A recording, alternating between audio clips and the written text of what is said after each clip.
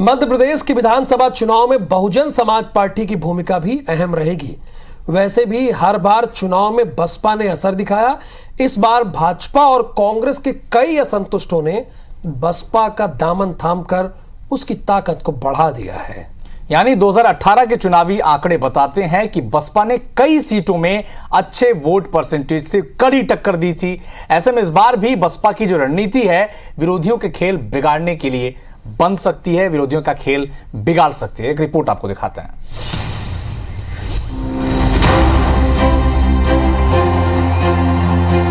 ग्वालियर चंबल अंचल का बड़ा हिस्सा उत्तर प्रदेश से सटा हुआ है और इसी कारण बसपा की स्थिति एमपी के बाकी इलाकों से यहाँ बेहतर है। हालांकि बसपा की मजबूती का फायदा हर बार भाजपा को मिला है, क्योंकि 2008 और 2013 के चुनाव में बसपा को बेहतर वोट मिले थे और दोनों बार भाजपा प्रदेश की सत्ता पर काबिज हुई।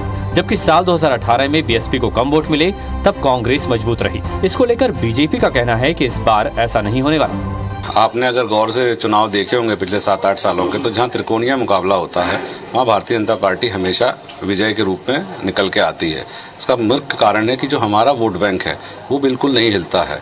जो वोट बैंक बटेगा उसका नुकसान सिर्फ और सिर्फ कांग्रेस को होगा। बसपा इस बार भी चुनाव में पूरी ताकत झोंक रही है। बसपा सुप्रीमो मायावती 5 दिन के दौरे में 6 सभाएं लेंगी।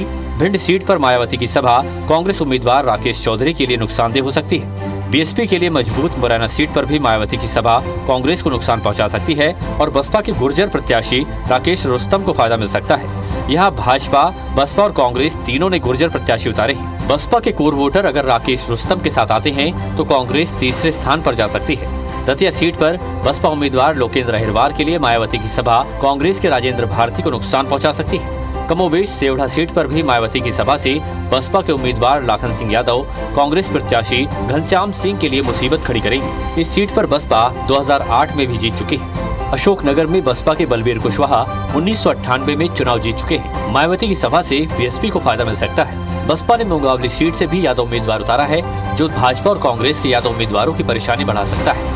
2018 के चुनावों के आंकड़े बताते हैं कि बसपा ने कई सीटों में अच्छे वोट परसेंटेज से कड़ी टक्कर दी थी।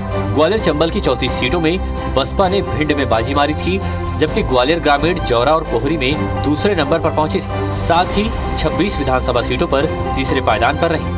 हालांकि कांग्रेस का कहना है कि इस बार के चुनाव में तीसरा कोई दल नहीं है, कांग्रेस और बीजेपी के बीच ही मुकाबला है। मध्य प्रदेश का चुनाव 2 ध्रुवीय है। एक सत्ता का पक्ष है और दूसरा प्रतिपक्ष यानी कांग्रेस का है। बदलाव की आंधी चल रही है। सत्ता से सारे के सारे नाराज लोग बदलाव की आंधी में कांग्रेस के साथ में हैं।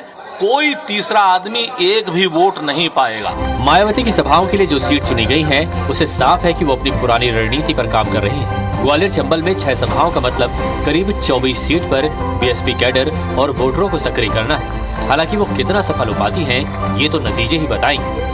नासिर गौरी, IBC 24, ग्वालियर। हालांकि 2022 के यूपी चुनाव में भी यही कहा जा रहा था कि बाईपोलर है। बसपा ने अहम फैक्टर निभाया था। एक ही विधायक जीते थे अविनाश उनके, लेकिन हार जीत में वो बीच में खड़ी थी।